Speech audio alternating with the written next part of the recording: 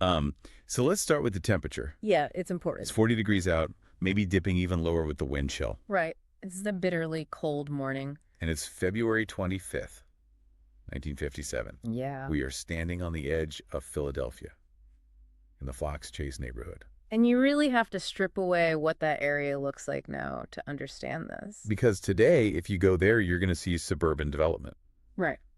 houses and paved roads. Exactly. But in 1957, it was basically the edge of the world. It Right. was semi-rural, just overgrown, a tangle of brush and illegal dumping grounds where the city grid just sort of dissolved into the woods. It was a no man's land. It really was. And that geography is actually really crucial to the psychology of the crime we're looking at today. How so? Well, you don't dump a body in a place like this unless you know it exists. Oh, I see. It suggests a certain familiarity with the margins of the city. I mean, it wasn't a manicured park. It was a place where people went to be invisible. And walking through this brush, trying to be invisible himself, is a young man. Right, the trapper. Yeah, he's a muskrat trapper. Oop. He's out there checking his traps along Susquehanna Road.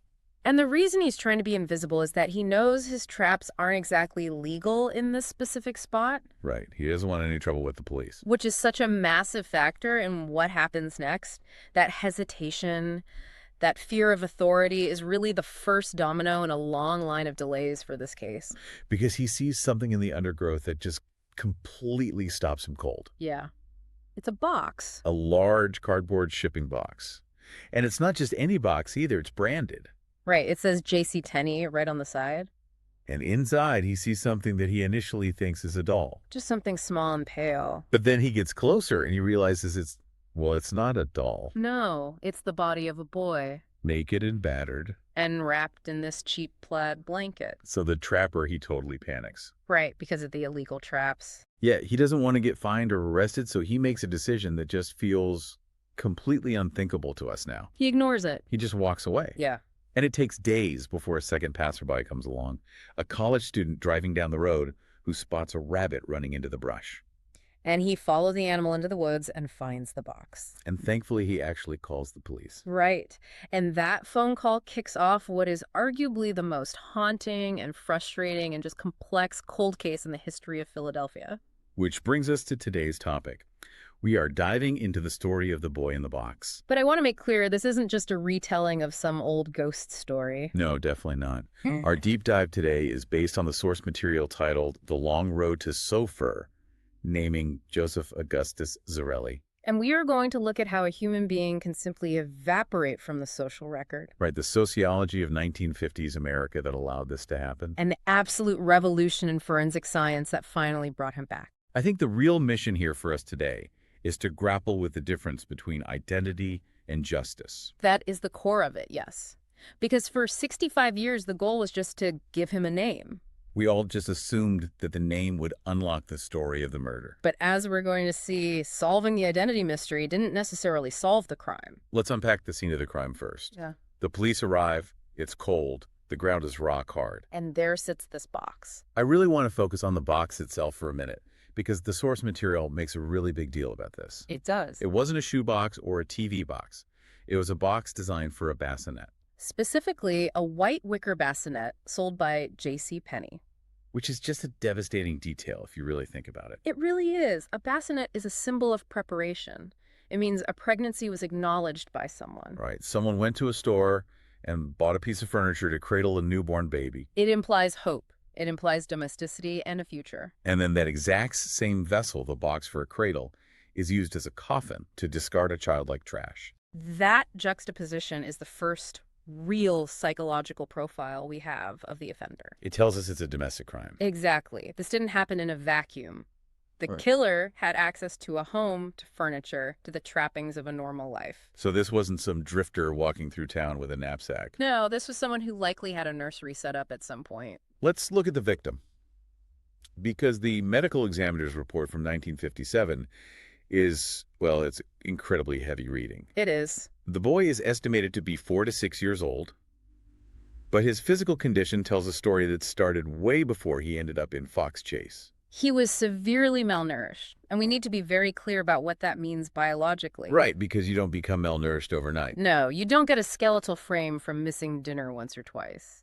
This indicates chronic systemic neglect. So this wasn't what you'd call a crime of passion. Not in the sense that someone just snapped one day and killed an otherwise healthy, happy child. No. The evidence argues completely against that. The autopsy showed his growth was actually stunted. He was very small for his age. Which suggests he had been deprived of food for a significant period of time. Yes, he was living in a constant state of starvation. And then there are the signs of violence. Extensive bruising. And not just fresh bruises either. Right. There were bruises in various stages of healing all over his body. Which, in forensic pathology, is basically a roadmap of abuse. It tells you this was a routine. It was a lifestyle of violence. The report also noted he had surgical scars on his ankle and groin, right? Yes. Cut downs for IVs. Which implies what exactly? It suggests he had received professional medical care at some point in his life, possibly in infancy. So he wasn't born out in the woods. He was part of the healthcare system once. He was known of the world at one point, and then he just fell completely out of it. There is one detail about his appearance, though, that has obsessed detectives for decades. The haircut. Yes, the crude haircut. The report says his hair was chopped off almost to the scalp. And clumps of hair were still actually clinging to his body. Which strongly implies it was done right before or maybe even after he died. It's a completely bizarre detail, and there are two main theories here about why that happened. Okay, let's hear them. The first is the disguise theory. Meaning they wanted to hide who he was. Right. If the boy had distinctive hair, say long blonde curls, or a very specific style that all the neighbors would recognize, the killer cuts it off to erase his identity. You make him look like just a generic boy. Exactly, so that if a police description goes out, people say, oh no, the kid next door has long hair. That can't be him. Okay, that makes sense in a very cold, calculated way. But what's the other theory? The undoing theory. This is much more psychological. Undoing. Yeah, we see this in domestic homicides a lot, where the killer is also the primary caregiver. Okay.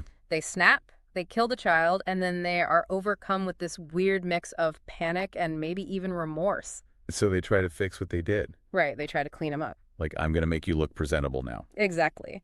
It's a highly disordered attempt to restore order to a chaotic situation. I'll cut his hair, I'll wash him. It's horrific to think about, but it happens more often than you'd think, and this theory actually aligns with another piece of physical evidence that completely contradicts the abuse. You're talking about the fingernails. Yes, the fingernail. This part just completely baffles me. You have a kid who is starving, who is beaten and chronically abused. Yeah. But his fingernails are clean and neatly trimmed. It's a massive contradiction. It really is. Because if this child was locked in a basement for a year like a prisoner, his nails would be long and dirty and broken. But someone actually took the care to trim them. It implies intimacy. It implies a really complex relationship between him and the killer. The abuser wasn't just a torturer, they were a caregiver. It suggests a cycle of abuse where periods of extreme violence were interspersed with periods of care. Or again, it points to that post-mortem cleanup you mentioned. Exactly. Did the killer sit there with the body carefully trimming the nails in a state of deep dissociation before dumping him in the box? That image is just incredibly disturbing. It is, but it helps profile the killer. This wasn't a stranger abduction. Strangers don't trim your nails after they kidnap you. Right. This was someone who felt they owned him. Precisely. Let's talk about the timeline of death. The autopsy found something very specific in his stomach. Baked beans. Baked beans. It just seems so incredibly mundane given the horror of everything else. But in forensics, digestion is a clock. Digestion stops the exact moment the heart stops. So the fact that the beans were still in his stomach Means he ate them within a few hours of dying. which again, it just humanizes him so much. He sat down and had a meal. And it confirms he was still being fed. He wasn't being starved to death in the literal sense of 0 calories. He was malnourished, yes, but he was part of a household that was cooking dinner. Right. He was there. He was alive. He was eating. And then just hours later, he was dead in a box in the woods. So the police have the body. They have the box, the blanket, the baked beans. They have a fairly tight time of death. And they assume naturally that the phone is going to ring. Right, because in 1957, that is the standard operating procedure. A child is found dead. You just wait for the hysterical parents to call it in. But the phone doesn't ring. And this brings us to what the sources refer to as the silent paradox. The silence is without a doubt the loudest part of this entire case. We really have to contextualize 1957 for a minute. This isn't today where everyone is glued to a smartphone and you might not even know your next-door neighbor's first name. No, this is the era of the front porch. This is the era of the mookman, the door-to-door salesman, the nosy neighbor checking through the blinds. Social surveillance was incredibly high back then. If a family on your block had a 4-year-old boy and suddenly that boy wasn't playing stickball in the street or wasn't running around the yard, people noticed. And yet nobody noticed. Or if they did notice, nobody spoke up. Which tells us that this child was likely off the grid long before he actually died. He probably wasn't playing outside with the other kids. He probably wasn't enrolled in kindergarten or Sunday school. He was likely kept inside, hidden away from the world. The neighbors might not have even known he existed at all. It's very possible. The police investigation was absolutely massive, though. They didn't just sit by the phone waiting for a tip. Whoa, they went to war for this kid. They truly did. They took his fingerprints, which, by the way, weren't in any database anywhere because he'd obviously never been arrested or had a civil service job. Right. But they distributed 400,000 flyers. 400,000. Just think about the logistics of printing and distributing that in the 1950s. They literally put a flyer in every single gas bill in the entire city of Philadelphia. That's incredible. You literally couldn't pay your utility bill without seeing his face staring back at you. Exactly. They sent his description to the FBI. It went to hospitals, to orphanages, to foster care agencies across state lines. They checked thousands of birth records. And the result was absolute zero. It was as if he had just dropped from the sky. And this is where his identity really starts to shift in the public consciousness. He stops being a specific victim, and he becomes the boy in the box. He becomes a symbol. Yes, America's unknown child. Let's talk about the leads, because the police chased some rabbit holes that seemed really promising at the time. They did. The JCPenney lead, for instance. This is the one that really should have solved it right out of the gate. Because the box had a batch number stamped on it. Yes. And investigators traced that specific batch to a single shipment sent to the JCPenney in Upper Darby. Which is just outside the city limit. Right. And they found that only 12 of those specific white wicker bassinets were sold in the relevant time frame. Only 12. 12? That is a tiny number. You find those 12 people and you find the killer. That's the logical theory. But here is the reality of 1957 commerce. It was all cash. Right. No credit card trails. No digital store databases. The employees basically had to rely on their own memory or paper carbon receipts that might not even have a customer name on them. So the detectives had to hunt these people down manually. And they actually did. They found 8 of the 12 buyers. Wow.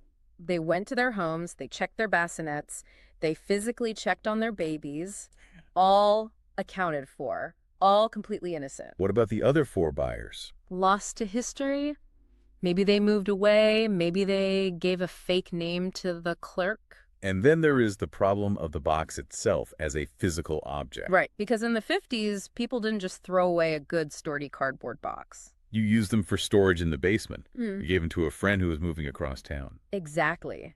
The killer might have picked up the box from a neighbor's trash 3 months after the bassinet was bought. So the box could have changed hands 5 different times. The person who actually bought the bassinet might have absolutely nothing to do with the boy. It was just a complete dead end. Then there were the darker theories that the detectives had to look into.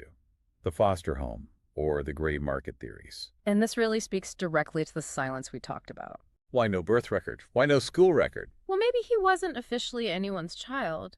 In the mid-century, adoption laws were much looser than they are today. Right. There was a thriving black market or gray market for babies. Doctors arranging private adoptions for cash under the table. Exactly. Unwed mothers who faced massive social stigma at the time would hand over a baby to a couple who couldn't conceive. Money changes hands, and no paperwork is ever filed with the state. So if that couple later abuses the child to death, They can't report him missing, because legally he doesn't exist in their house anyway. they are basically ghosts. This was a leading theory for a very long time because it perfectly explained the total lack of a paper trail. We have to talk about M. Oh, yeah. This is a lead that came up way later, right? Yeah. In 2002. But it references the events of 1957 very specifically. The M theory is easily the most detailed witness account the police ever received in this case. A woman psychiatrist, and the police just referred to her as M to protect her identity, came forward and said, "My mother killed the boy in the box." And her story was incredibly specific. It was horrifying. What did she say happened?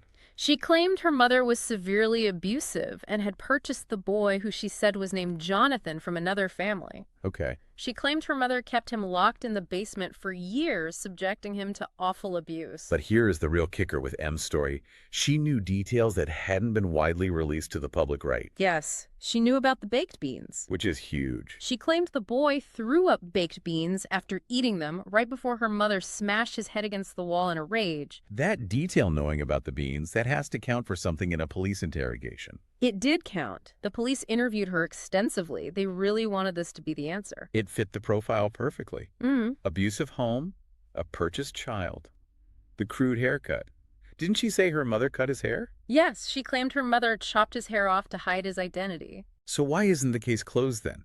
Why isn't M's mother the official killer in the history books? Because in criminal investigations, evidence has to matter more than stories. And the evidence didn't back her up. Unfortunately, M had a documented history of severe mental illness. And when police thoroughly investigated her background, the timeline just fell apart. They talked to the neighbors, Ray. They did. Neighbors who lived right next door in 1957 said there was absolutely no boy living in that house. They never saw him once. Never. And while M was very convincing, the police couldn't find a single shred of physical evidence to link the boy to that specific basement.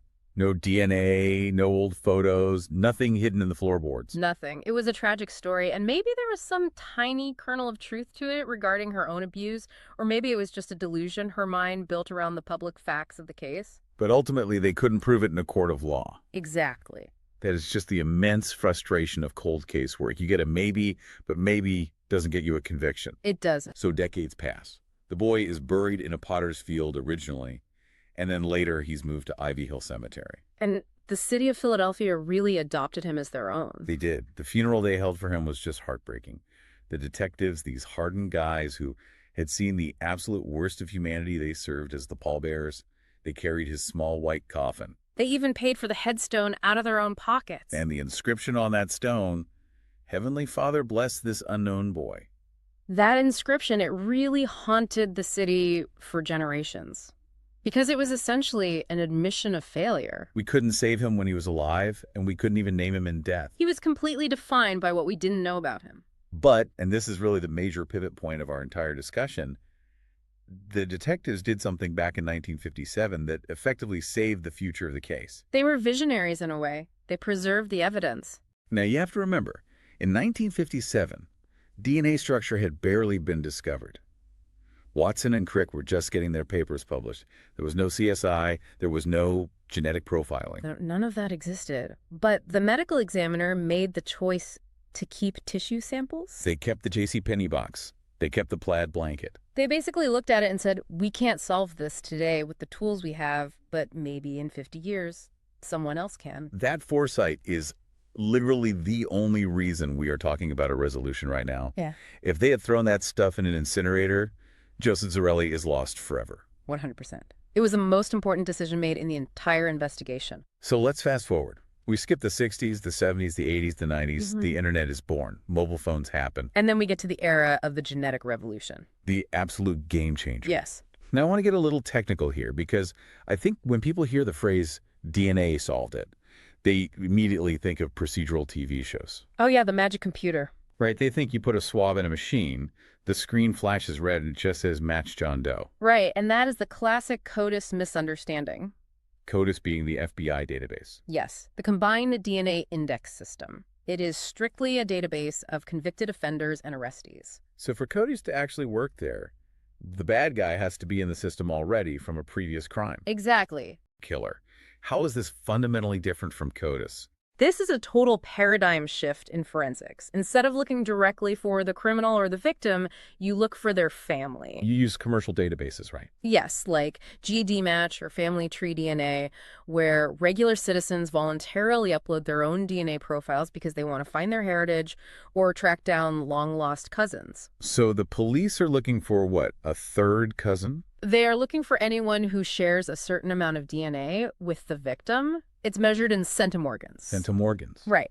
If you share a certain number of centimorgans, you are biologically related. Maybe you are a second cousin once removed. Maybe you are a great aunt. So the genealogist finds a distant match in the database and says, okay, This random person living in Ohio is somehow related to the boy in the box. And then the real investigative work begins, because it's not a computer doing this next part, it's a human being. They have to build a family tree from scratch. They go backward to find the common ancestor, so maybe they trace the tree back to a great-grandfather living in the 1800s. And then they have to trace every single descendant of that man forward in time to 1953. That sounds like an insane amount of work, just mountains of paperwork. It is investigative torture, honestly. You are combing through handwritten census records, old obituaries, birth announcements in microfilm newspapers. You are trying to find a specific branch of that massive family tree where a man and a woman were physically located in Philadelphia in 1953 and could have realistically had a child together. Yes, and they actually had to exhume the body again in 2019 just to get this process started properly. Because the older DNA samples weren't good enough. Right. The old samples they had extracted in the late 90s were too degraded for this highly specific type of wide-spectrum sequencing. They needed fresh bone material to get a clean, complete map of his genome. And then the waiting game begins. The genealogists start pruning the tree branch by branch. Families are eliminated. And finally, after years of dead ends, they land on a specific couple. A prominent family in the Philadelphia area. A family that had never once been on the police radar in 65 years. Never. And then on December 8th, 2022, the Philadelphia Police Commissioner stands at a podium. I remember watching this press conference vividly. It felt like the whole city held its breath. And she finally said the name. Joseph Augustus Zarelli. Joseph Augustus Zarelli. Born January 13th, 1953. Just hearing the full name, it changes everything about how you view the case. He isn't a thing anymore. He isn't a historical artifact. He's a kid. He was 4 years old. Just barely 4. He had a birthday just a month before he was found in that box. And this reveal, it brought a lot of new information to light, but it also brought a whole host of new questions. It certainly did. For one, he wasn't completely off the grid in the way investigators had assumed for decades. He actually had a birth certificate. He did. He was born in a recognized hospital. He was given a name at birth. Which makes the subsequent silence even more baffling. He officially existed in the system, and then he was just erased from it. The police also revealed something else during that press conference that truly shocked me. That Joseph has living siblings. Yes, living siblings. Half-siblings, right. Yeah. On both the mother's and father's side. Yes. Now, the police haven't released the names of the birth parents to protect the privacy of those siblings, which is absolutely the ethical thing to do. Right, these people are completely innocent. They had nothing to do with this. But it implies a very complicated family dynamic. Perhaps Joseph was the product of an affair? Perhaps he was a child from a previous relationship that was hidden away. And the siblings were apparently completely stunned by the news. They didn't even know he existed. Which tells you everything you need to know about the dark power of family secrets. Someone, meaning the parents, took this massive secret to the grave. They had other children, they raised them, they loved them, presumably all while Joseph lay in an unmarked grave just a few miles away. That is a level of psychological compartmentalization that is genuinely terrifying to consider. It highlights the human capacity for deep denial. So we have the name now. Mission accomplished on the identity front. But since this is a deep dive, we have to look at the massive gap that still remains. The gap is the real tragedy of this resolution. We know exactly who he is now, we know exactly where he was found, but we still don't know the story of those 4 years in between. So what here is painful to talk about? Yeah. Because does knowing his name actually solve the murder? No, it doesn't. And that is the really hard pill to swallow for everyone who followed this case. The police have confirmed this is still an open, active homicide investigation. But let's be realistic here. It's been 66 or 67 years. The parents are dead. The likely perpetrators, whoever they are almost certainly dead. So we aren't going to get a trial.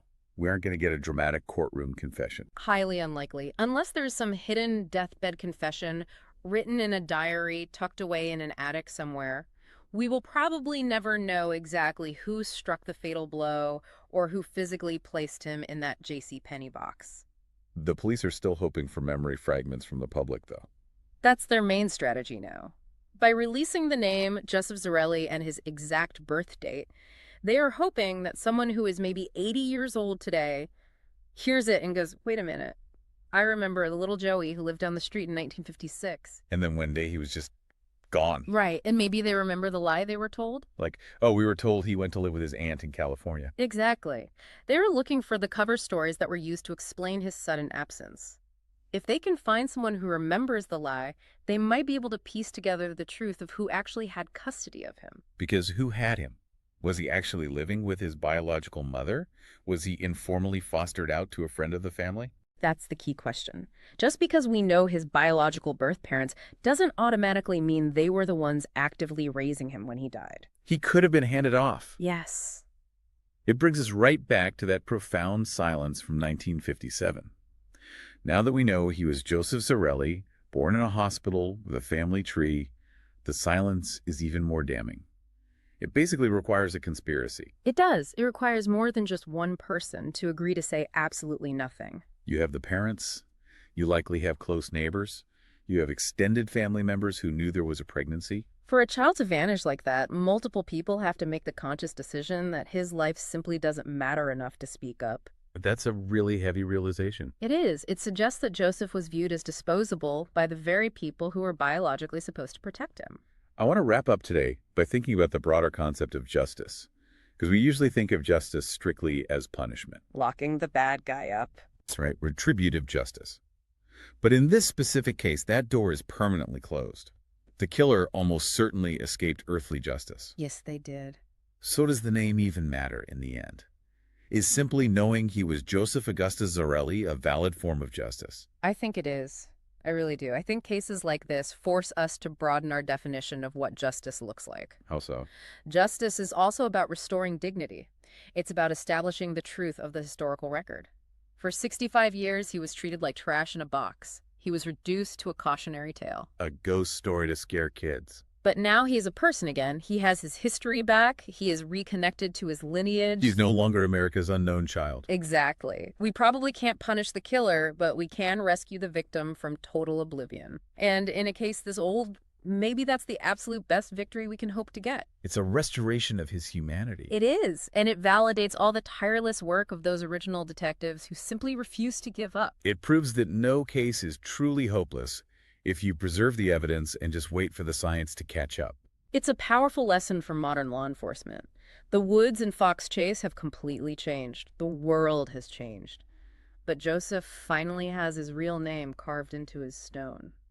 Joseph Augustus Zarelli. A name that will never be forgotten again.